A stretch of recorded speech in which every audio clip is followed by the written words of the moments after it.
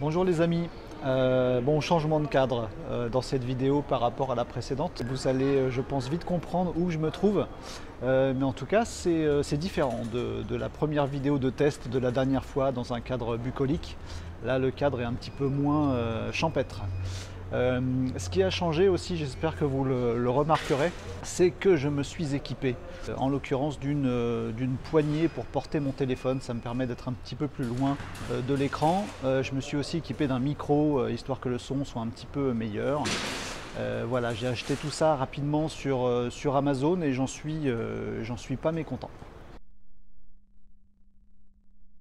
Mais c'est vrai que certains sont contre Amazon et comme je voudrais pas me faire décapiter dès ma première vidéo, ma deuxième vidéo, je prends mes précautions. Alors j'ai cru comprendre que si on disait du mal d'Amazon, c'était notamment parce que c'était l'ubérisation du commerce et notamment des petits commerces. Je crois que c'est ça la raison principale. Et c'est de ça dont je voulais vous parler dans cette vidéo. Pas tant que j'ai un avis sur la question d'Amazon en particulier, mais sur l'ubérisation. Pour être clair avec vous, ce terme d'ubérisation, j'ai pas de mots gentils pour vous décrire ce que j'en pense en fait. Je trouve ça tout pourri comme mot, j'ai l'impression que c'est quand même du bullshit de parler d'ubérisation. Alors je voulais en discuter avec vous et j'aimerais bien avoir votre avis sur la question. Moi je travaille dans un monde du digital, c'est mon métier tous les jours de conseiller les entreprises pour qu'elles sachent utiliser le digital dans leur activité professionnelle.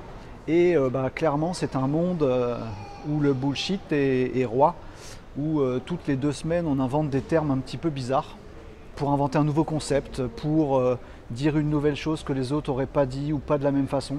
Et ça me semble un petit peu, un petit peu exagéré. Donc en fait, on va parler d'ubérisation, on va parler de transition digitale, qui personnellement est le terme que moi je préfère. On va aussi parler de disruption. Alors celui-là, c'est celui que je déteste le plus, disruption. On va parler aussi de révolution numérique. Pour moi, ça ne veut pas dire grand-chose tout ça. Alors pour les reprendre un petit peu dans l'ordre, moi j'ai utilisé Amazon pour acheter ce matériel qui me fait une image plus stable que celle de la dernière vidéo. J'ai utilisé Amazon qui pour moi n'ubérise personne. Je suis allé voir Wikipédia, mon ami Wikipédia, pour savoir quelle était la définition de l'ubérisation. Et dans Wikipédia, on m'explique que l'ubérisation, c'est un système qui permet, avec des outils digitaux et numériques, modernes, bref, qui permet de mettre en relation directement le professionnel et le particulier. C'est ça l'ubérisation. Sauf que Uber, c'est pas une ubérisation a priori de ce que j'en pense. C'est-à-dire que Uber, c'est vrai, met en contact des gens qui sont conducteurs avec des gens qui veulent avoir un chauffeur, une voiture. Mais en fait ces conducteurs-là sont bien des professionnels et les gens qui les utilisent sont bien des particuliers. Donc effectivement dans ce sens-là il y a bien une mise en relation directe entre professionnels et particuliers.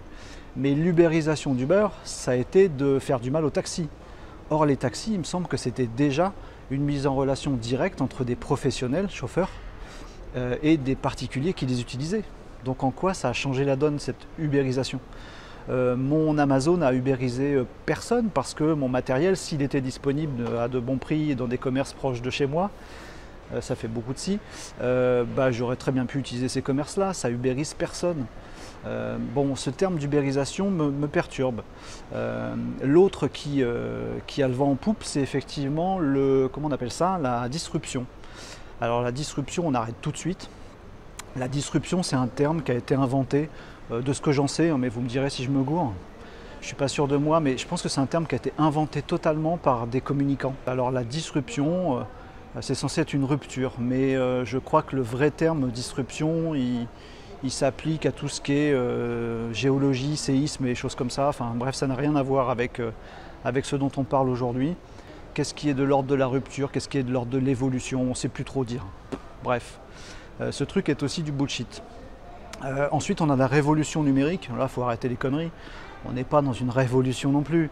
Une révolution, c'est un truc qui abat les États. Je ne suis pas sûr que les choses dont on parle ici, les évolutions des boîtes avec le digital ou sans le digital d'ailleurs, ce soit vraiment révolutionnaire. Faut pas abuser. Bon, moi perso, le terme que je préfère, c'est celui de transition digitale. Bon, voilà, c'est celui que j'utilise dans ma vie pro. Transition digitale, en fait, ce qui m'intéresse là-dedans, c'est le mot transition. Parce qu'on va être clair tout de suite. Dans la transition digitale, ce qui est intéressant, c'est la transition, c'est pas le digital. Là, je vais vous donner mon avis à moi, qui n'engage que moi, mais vous me direz ce que vous en pensez. Pour moi, tout ça, c'est juste du darwinisme, en fait, c'est juste de l'intelligence. C'est du darwinisme au sens premier du terme. C'est-à-dire que les choses bougent, les choses évoluent, et puis l'espèce qui survit, c'est celle qui est la mieux adaptée à son nouvel environnement.